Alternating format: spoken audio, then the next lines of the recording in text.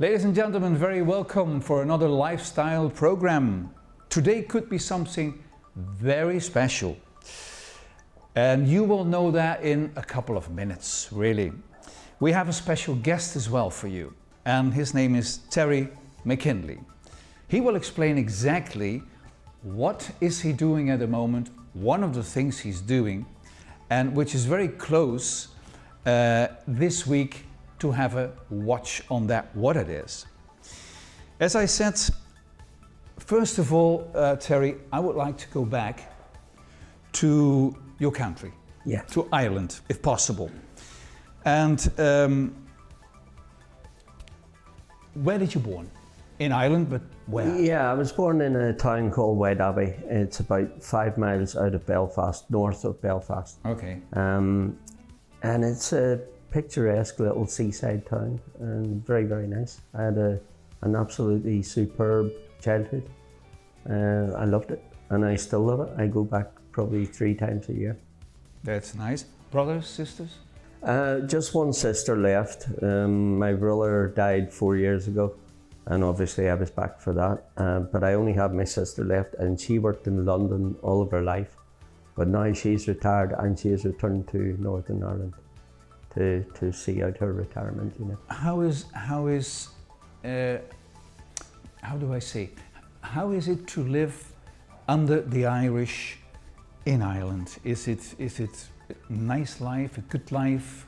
It's really, we really have 2 Irelands, That's what I mean, yes. Which is what all the problem is about, you know. So, in my town, funny enough, although it was only 5 miles from the centre of Belfast, there was no sectarianism and trouble didn't very often come out that far, to be honest. We had the odd incident, as every town in Ireland has had, but we were very much protected. We didn't experience it. And you didn't bother either, well, I suppose. As I say, it was right through my childhood, and I had a wonderful childhood. I had absolutely excellent and very happy. And you could childhood. playing with Johnny and with the other one, and they could be another religion, but it doesn't matter. They were very often. Yeah. One of my best friends was captain of Glasgow Rangers, which oh yeah. So, here you go. So you know, if you want to see sectarianism, go to Glasgow. Yep. It's worse than Belfast. Okay. What was your position in Ireland before you came to Spain, professional-wise? I had my own company in Belfast. Yes. It was a credit reference company. In other words, if you applied for a loan, we checked you out, made sure you were suitable for the loan and things like that. Okay. You know, and I had that probably 15 years. I've been in Spain now 24, just coming up in 24 years now. And I gave up the company to move to Spain without really knowing what I was going to do when I got here. I didn't have it. So you stopped? You said 15 years is enough? But did you know that you want to step out of Ireland? Or? No, well, it was partly because of the situation in Ireland. Because in Ireland at the time, most people wanted you to be on one side or the other. If you were neutral, it might not have been that comfortable at times. So, and that was probably 75% of the decision to move, just for a better life, where I could control my life and other people weren't trying to control my life. That was very important to me. So that was probably the biggest reason why I moved. Strange, isn't it, that they believe that you're going to tell them on which side you are? Yeah. And the closer you get to Belfast, as I say, we didn't experience it a great deal in the town where I was born. But the closer you get to Belfast, the worse it becomes. And now there is what is called peace, ceasefire. Now and again, it has a little problem and things happen. But it will still take 2 generations to get rid of the thoughts of... Can imagine. Because your father told you things, your grandfather told you things. So it'll take another Definitely. 2 generations. I experienced it. So it would take my son and possibly his son before it would be gone and not talked about, you know. Yeah, that will be staying a long time with us. Yeah, I would say so. Not only in your country, in a lot of countries in Europe. I You, think you see it all over the world, you know. Yeah. And I can relate to it because we went through it in a different language, but we went through exactly what those people are going through. Is it if you are home, just you go home today, and is there a great difference if you speak Irish? Is that the slang? Is it the language? Is it different to English or? It's a language that isn't used very often now. There are areas of Ireland, Southern Ireland, that still use Gaelic. There's an area in Galway, and they're called the Gaeltacht areas. Gaeltacht? Yeah. Okay. And that's Gaelic talk. And they only speak Irish language. And they frown upon you if you don't speak it. Do you understand them? No, I don't. We weren't. We did Irish at first year in grammar school, but after that we didn't have to carry it on if we didn't want to. It's very much this is a terrible thing to say, but it's very much a dead language now. You know, it's not used in the mainstream. All street signs in Southern Ireland are in English and in Irish. You know, so. And there's a certain amount of comfort in it, even though I don't speak it. It is still our native language. It's incredible. I mean, Ireland is such a small country. Yeah. And part of it, they speak there something which you don't understand. Yeah. Yeah. But we have it in Holland as well. Holland is small as well. Yeah. And in the north is a province called Friesland. And if you say father and mother, and we in Holland say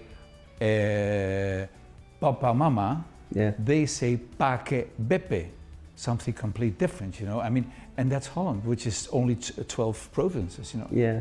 Well, you even get that in Spain, you know, there are. Oh yeah, we do have here. Yeah. We do have here, Terry, definitely. Before you came to Spain for permanent living, was Spain your option number one? When you said to your wife, okay, I finished my job, I want to finish after 15 years and we go to Spain, we go to Benalmadena, or was that something what came later on? I had a long-term girlfriend at the time. She was South African, and there was something in her head that I didn't want to live in South Africa. She didn't really want to live in Ireland, and if you look at a map, Spain's somewhere in between. So it's not, because it takes me 3 hours. It takes me 3 hours to go home. It took her 10 hours to go home. You know, far away, South Africa. It is, but on a map, it's not so no, far away. No, on the map it's not. Spain's perfect for it, you know. I think so too. If you don't want to live in North Africa, then Spain's perfect. It's right in the middle between Ireland and South Africa. Your first step was here?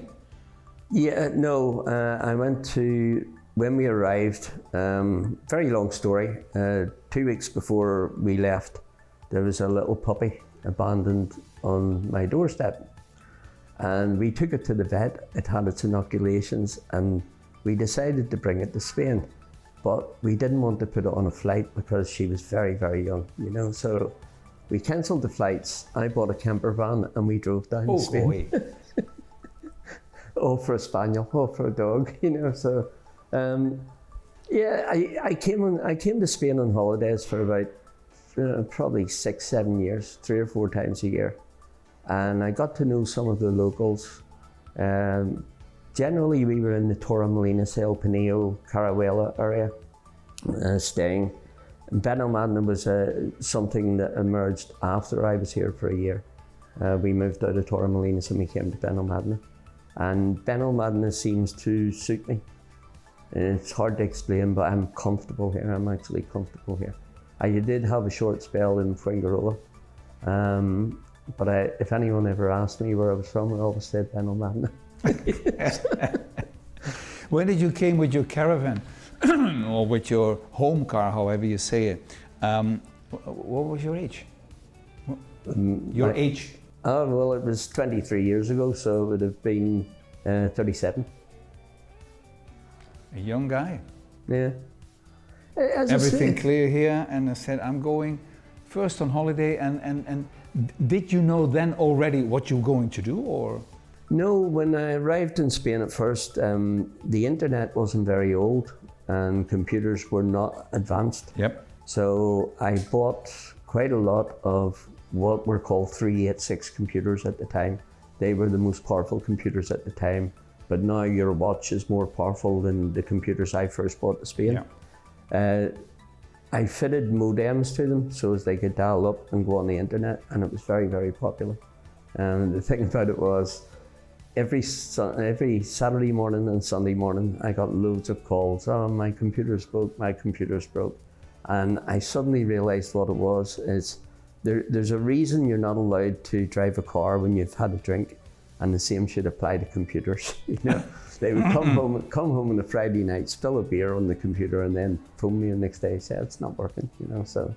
And then I get into property, and that's still my job today, selling new developments and resale properties around the coast. The Irish Association is a voluntary position, and as I say, most of the work that we do goes unnoticed because it's private. It's between me and the person that has the problem, but we sort out a lot of problems, and I work very closely with people here in the town hall, Joanna especially. If Joanna has a problem and she's struggling to speak to people, she would ask me to speak to them, or she would see if I could give her some ideas on how to help them. And in return, they're very good to me. They're very good to the Irish Association. The work you do is you and volunteers, I suppose. Yeah, yeah. How much volunteers you have? There's really only about 5 now. Could be enough. Well, we used to, when I took over at first, there were 11, but people, it's life. People died, people moved back to Ireland. That's life, yeah. And eventually we came down. I sort of remodeled the Irish Association so as it can run quite comfortably. When I need something done, I have people I can phone. The rest of the time I don't bother them, because it is quite an intense job at times, you know. And oh yes. It's we probably help maybe 50 people a year that have, it could be a problem with the town hall, we'd sort that out. It could be a problem with getting their car MOT'd, we would sort that out for them too. And we give advice, and people who've chosen Spain as the country to live in, we just try to make it a bit more comfortable for them. A lot of people come to Spain to live and don't like it, and they go back home, but it's generally because they didn't treat it right. You know, and this happens all the time. Don't you think as well it's a part of a problem not to know the language? Yeah. I mean, you can come to Spain. I understand people who are on age and decide to have a layback and a rent in another country where it's beautiful weather. But it should be so good that they speak at least, let's say, 100 words. Yeah, well, the thing about it is that the part of the coast that attracts people coming into Spain is here, Costa del Sol. And most people on the Costa del Sol are more interested in learning English than, so they waiters and things in hotels and restaurants, they try to speak to you in English, so you don't always get, when you come here first, you don't always get a chance to speak Spanish. It's true. You know, that's absolutely true. Yeah, it is. And on the other side, what your association, you and your people doing, is marvelous work. I mean, first of all, it's Irish.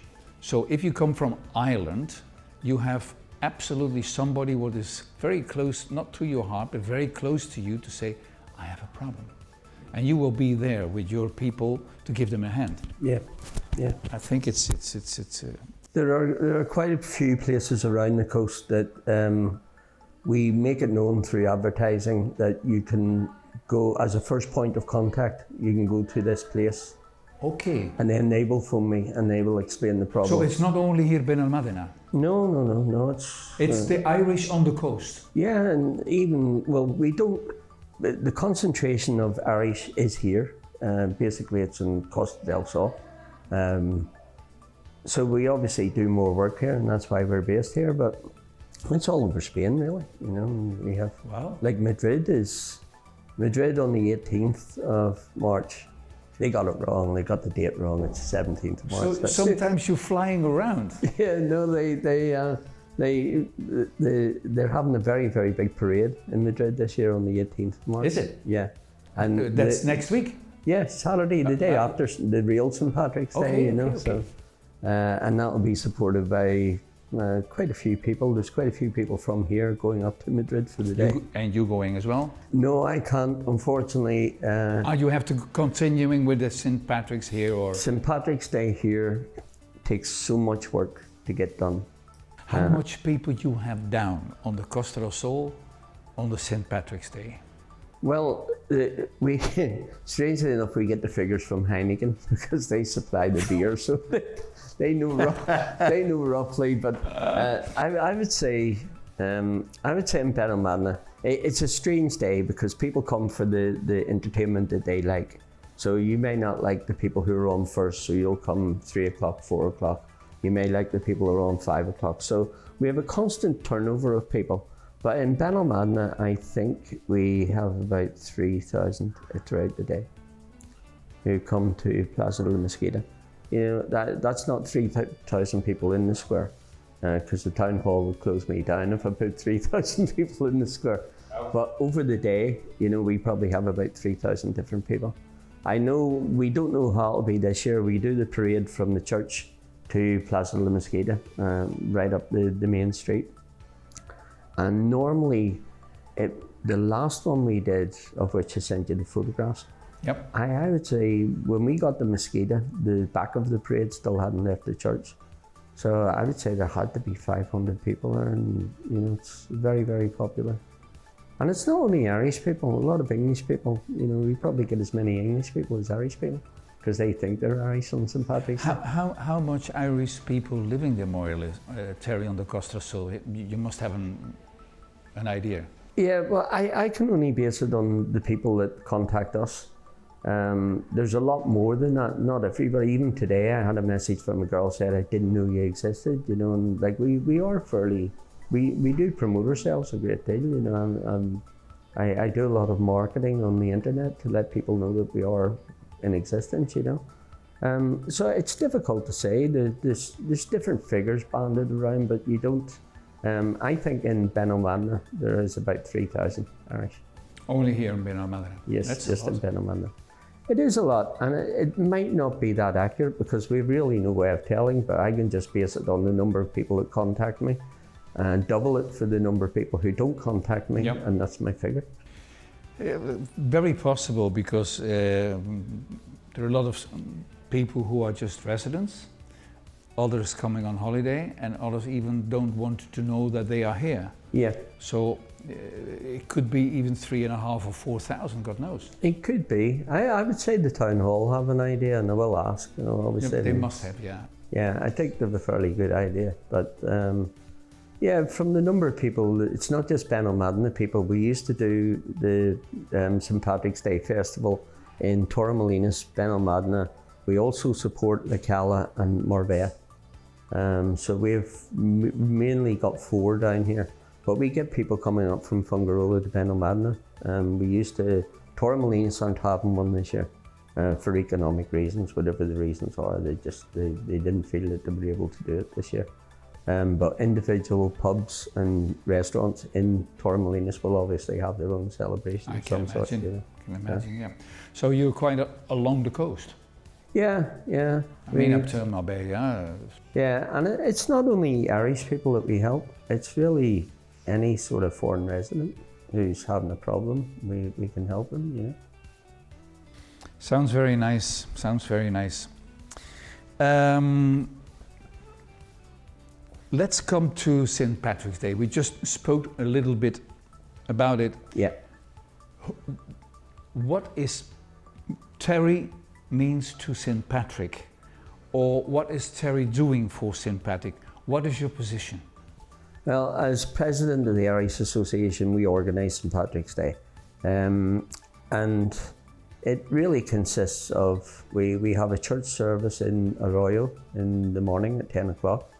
And then at 12 o'clock we will have a parade from the church to Plaza de la Mosquita. That's this Friday? Yes, that's this Friday. We sort of, and then it's a party basically. There's no other way to describe it. It's just a party, you know. it's good fun. We have very, very good entertainment. We have this year we have a Spanish band. I would have to call them the headliners of the festival. It's a band called Euphoria, and they're a U2 tribute. And I had them 4 years ago in Torremolinos, and they're spectacular. They really are. You know, How many they are? I think it's only 4 of them, but it would be worthwhile coming just to see them. I mean, they're probably the best U2 tribute in Spain. Wow. They are very, very good. And they are acting this Friday? Yeah, at 5 o'clock. They're playing at 5 o'clock. Where exactly? In Plaza de la Mesquita. Plaza de la Mesquita. Yeah. Because our program today, it's not St. Patrick's Day today, but it will be sent out on TV on St. Patrick's Day. That's very nice. That's a nice surprise. Thank you very much for that. It's just as a tribute what's going to deliver the TV, Costa del Sol TV, Yeah. To St. Patrick and to your people, to all the people who love St. Patrick, let's say that way, you know. We actually have a lot of support for St. Patrick's Day. You know, I've no trouble getting people to help me on St. Patrick's Day. We have local acts as well, Euphoria or a class act. But we have other local acts as well. We have Mama Cat. She's quite well known on the coast. It's Mama Cat and the Soul Sisters.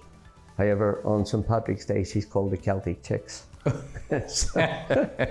We have a dance group called Dance and Dreams. They also perform all over the coast. But on St. Patrick's Day, they're called the Celtic Dancers. Oh yeah. And we have a local singer who I think's phenomenal. It's a guy called Danny Easton, and he lives in Benalmadena, Pueblo. And the 3 people I've just mentioned, or the 3 groups I've just mentioned, they never let me down. I only have to say, could you do it? And they are there. They don't even say what date. They say, yeah, we'll do it. You know, and we support them. Mama Cat is involved with the Welsh Association, and we support them and what they do, and they support us. Since COVID, really, we don't always have enough personnel to run the day on our own, so we help each other. You know, we help with performers and things like that. You know. It's a nice community. It's a nice community. It must be. It must be. It's coming from one side, going to the other side, and return. Help each other, and with that have to be a nice beer. Why not? I mean, that's life. Yeah. And I may think that this Friday, on St. Patrick's Day, is going to be a lot of beer. It is. It's a lot of beer. It will be a lot of. It's good for your body.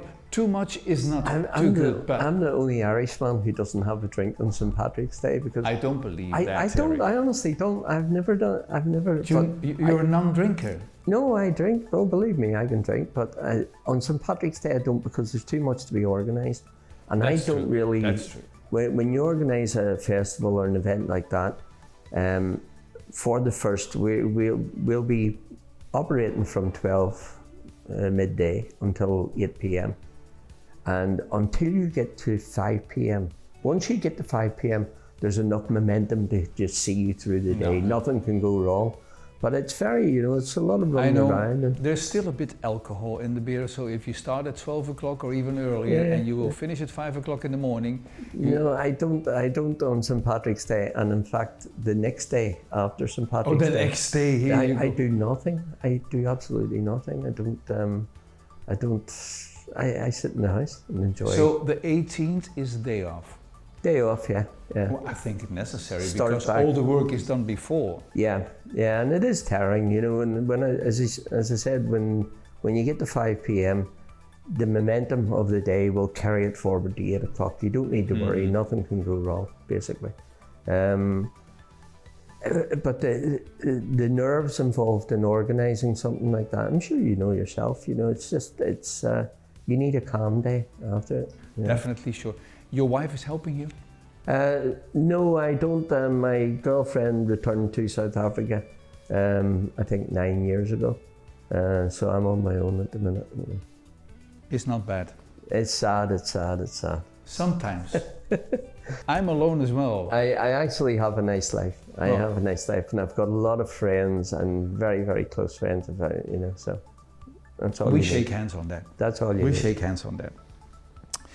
And the part of those associations, Terry, you just told already a little bit, but there are more around the coast.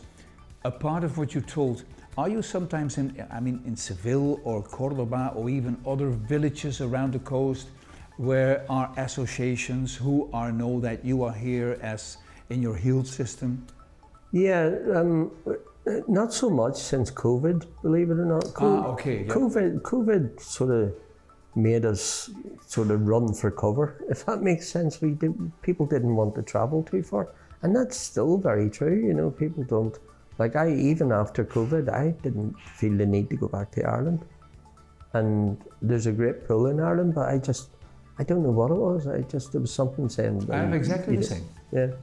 I haven't been back to Holland for 3.5 years. I'm thinking to go this year. That doesn't mean that I'm going. Yeah. Because I'm happy here. Well, I was there at Christmas, and I'll probably go. I was going to go at the end of March, but it'll probably be early in April now before I go again. And it's quite nice because my sister is retired there in a little town, seaside town called Bangor. I have a permanent bedroom again in Ireland. Oh, you go. know, and I haven't had one of those for quite a but it's really comfortable, William, because I can jump on a plane. I have clothes over there, I have everything over there, so I don't need to pack. So if I just get a bit sort of fed up, I can just jump on a plane and go. And the flights are cheap to your country? Yeah, they are, except on St. Patrick's Day. Oh, well, yeah, of course. But we spoke about music. Yeah. But what does music for you? What means music for you? Great lover of music, always have been. Used to go to the Cork Jazz Festival every year in October in Cork in Southern Ireland.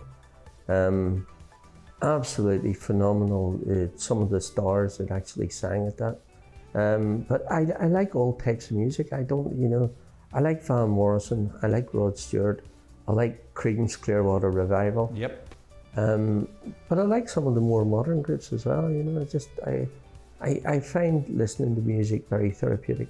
So if you're home and you hear an announcement on the radio, like for example, Creedence Clearwater Revival will be acting in July somewhere in Marbella. I would be there. Then we go both. I would be there. Then we go both. I would be there. I hope.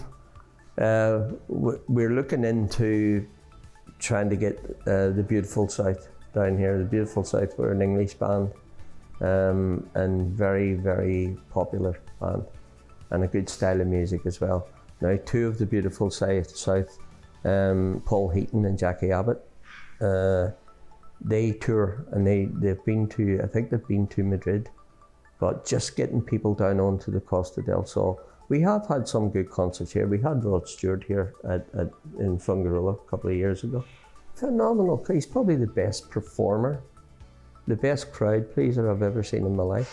I saw Elton John here as well, Yep. I saw Elton John one week and saw Rod Stewart the next week. I thought Elton John was superb until I saw Rod Stewart. All in Fungarola?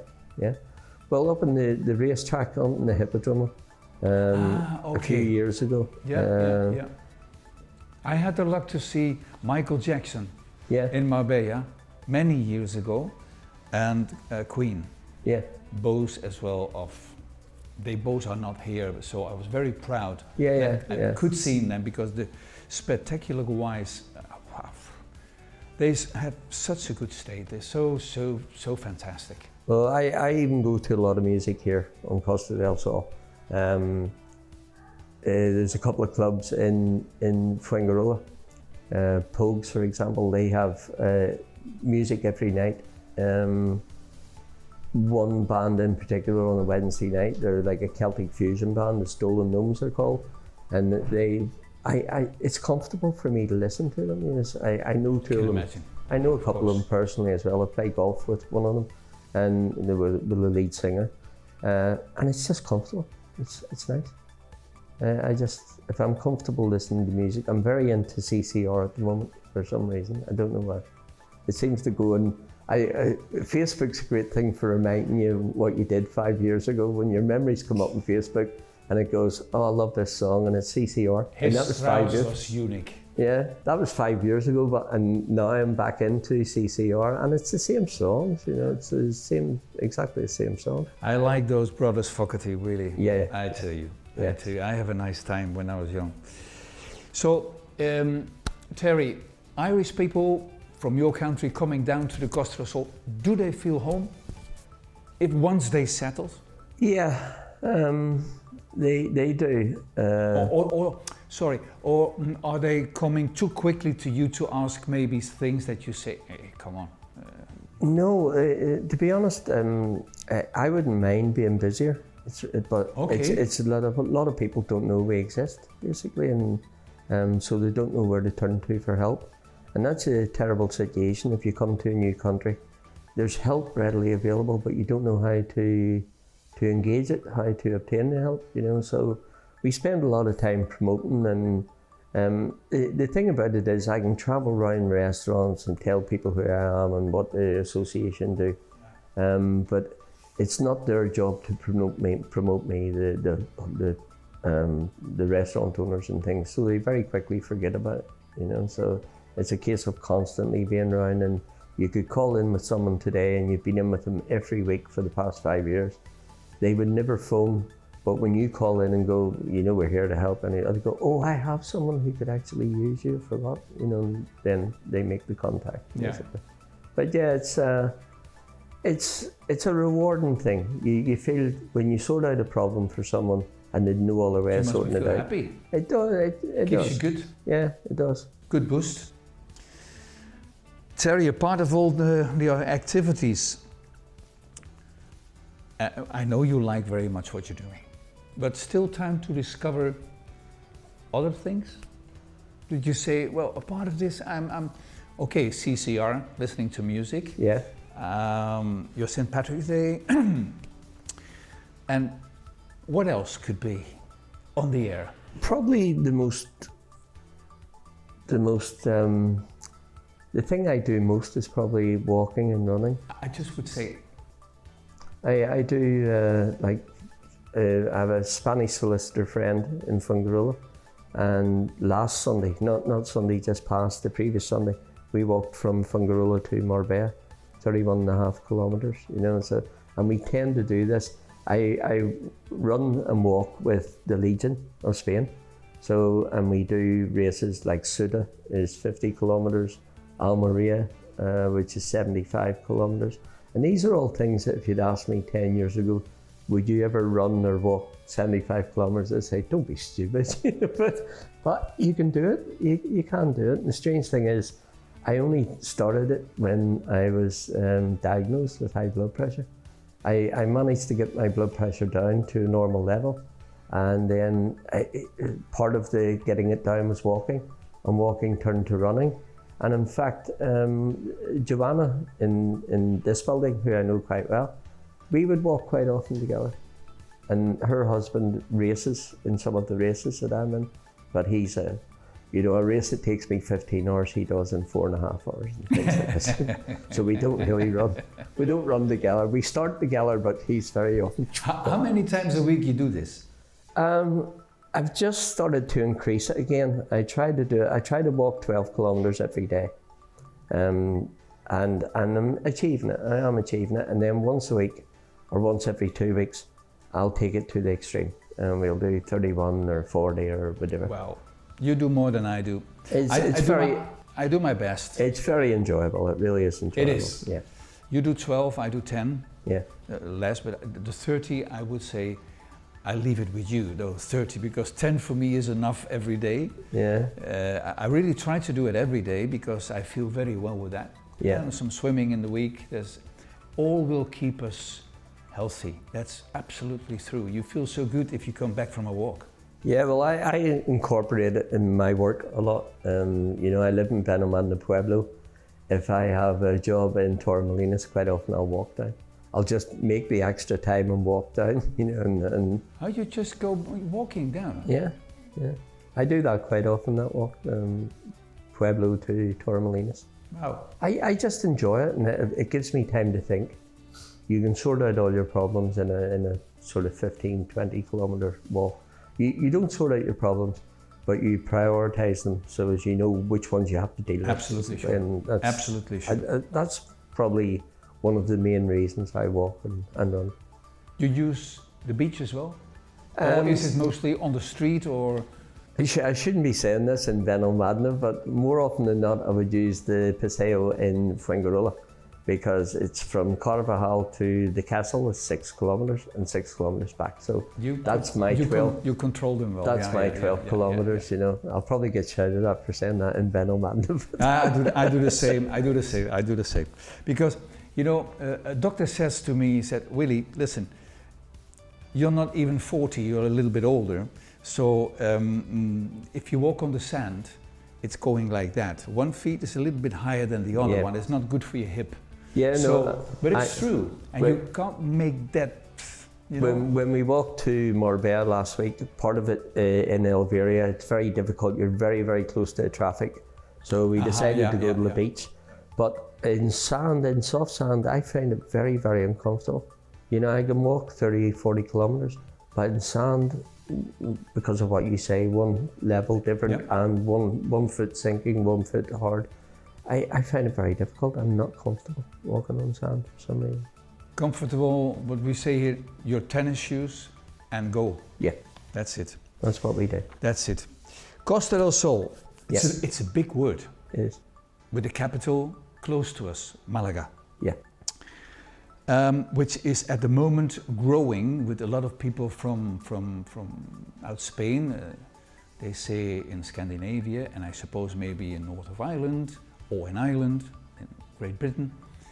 We go to south of Europe, which is Miami of Europe. Yeah.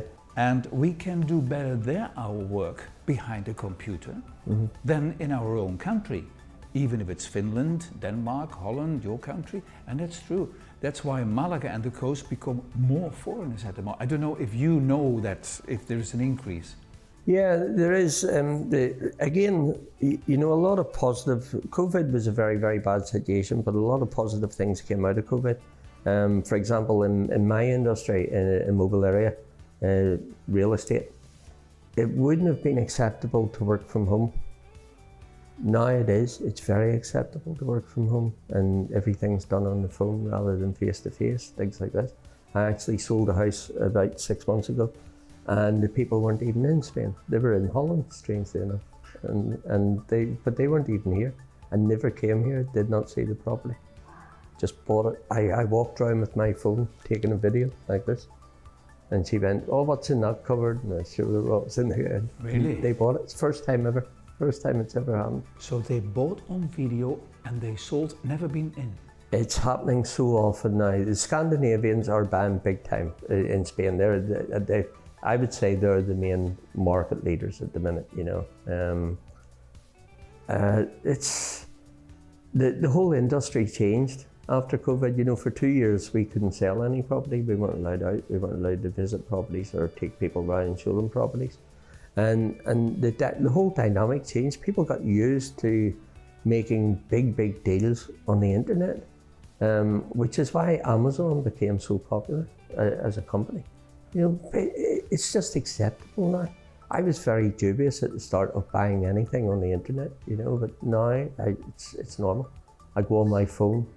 I do everything on my phone now, basically. So that's how the world has changed. And I'm not dead sure. I like the old ways as well, but that could just be my age. Terry, if you wake up in the morning, yeah, what is the first thing you do? Let me ask, or give me a choice for that. You do first a good coffee with toasted bread, garlic, tomato and salt, or a typical English breakfast? No, well, strangely enough, when I finish here today, my friend wants to go for a traditional English breakfast. Okay, a little bit late. My normal breakfast would be a roll, a toasted roll with tomato and olive oil. No garlic, because I work face to face with people and they don't like it. I can imagine, but you go for a Spanish breakfast. Yeah, I do, and quite where we met before in Monteditos. Yeah. That was referred to as my office for a very long time because I was there every morning.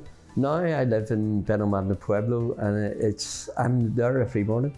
In fact, if one of the restaurants, if I'm even walking past just to go to the shop, they think I'm coming in for breakfast and they prepare it, you know. So people just get to know you and know what you like, you know.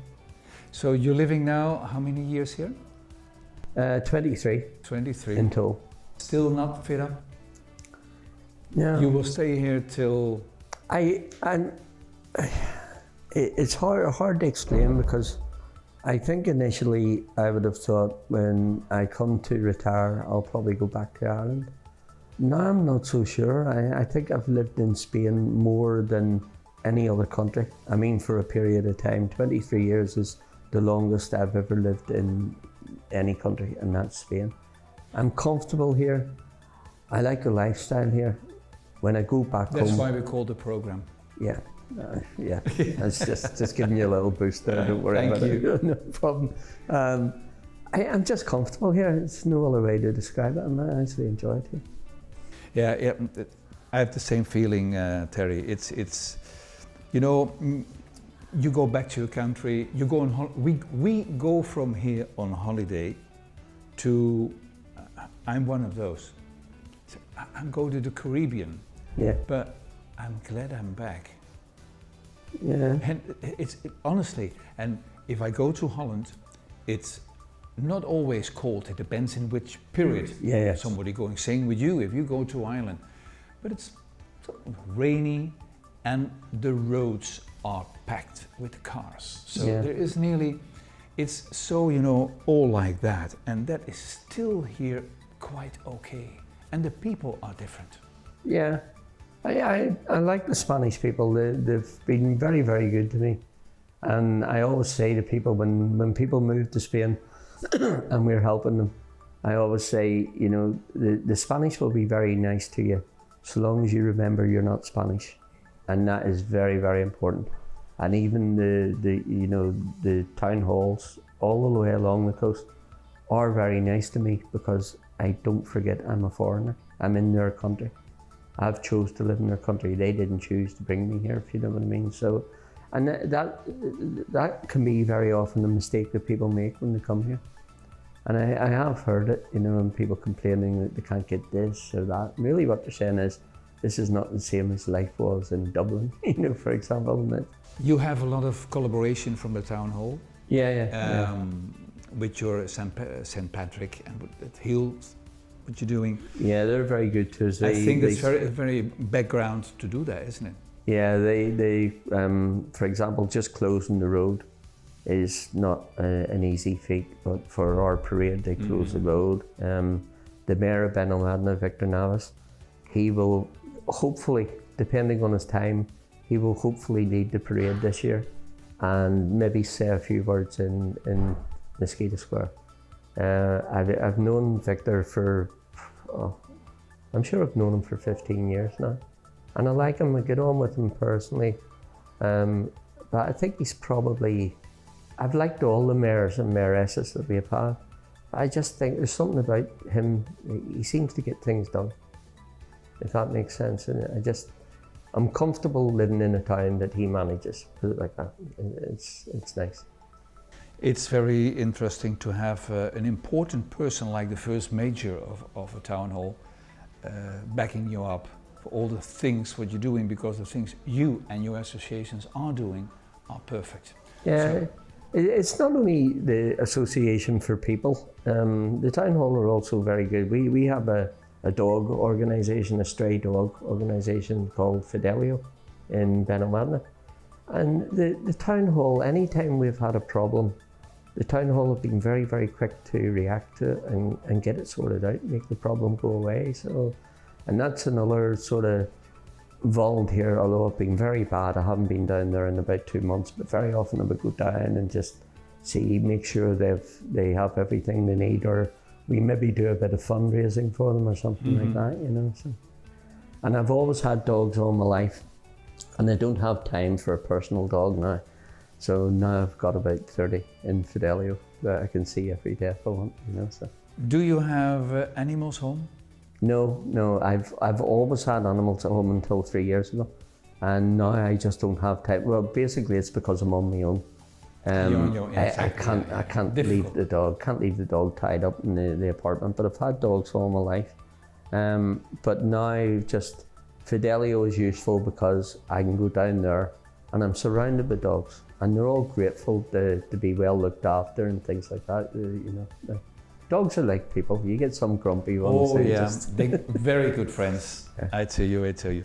Terry, anything to add to what I probably may forget to ask you, or you would like to say something to your people? Be my guest. Yeah, I can't really think. I think we've covered quite a lot here today, and we did. I'm not sure that I have anything further that I need to say. You've got a very good platform. I will contact you in the future if I ever need to get a message out to people. Thank you so much. Yeah, but well, you might not be said. Everybody says that to me, but after a year of me contacting them, I hope you do, and I know you will do. Yeah, I will do. Yeah. I've nothing. My main task now is to get Friday over. That's all that's in my mind at the minute. Yeah. First of all, we normally start in November to get it organised, but because we're using another company to do most of the stuff this year, the Spanish company, very, very good company, but they don't have the same. They don't put the same importance on it as we do because we're Irish, basically. It's a bit logical, maybe. It's a bit logical. That's normal. You know? Anyway, Terry, it was absolutely very nice talking to you. I've enjoyed it. I like talking, as I'm sure you've realised. Yes, and it helps a lot to talk to people. It really does. It does. And I'm sure that your St. Patrick's Day, El Día de San Patricio, yep, will be coming out smashing. Hope so. Oh, I'm sure about it. And I would just say again, today is Tuesday. Friday, you have it as a special for your people. You will not see the program, but we will send it out on St. Patrick's Day. Yeah, no, that's great. That's a nice honour. Thank you very much. Pleasure, and thanks for coming, Terry. No problem. Thank you. My dear guests, so you know that this program will be on air, nearly live, on the 17th of this month, of this week. That means St. Patrick's Day.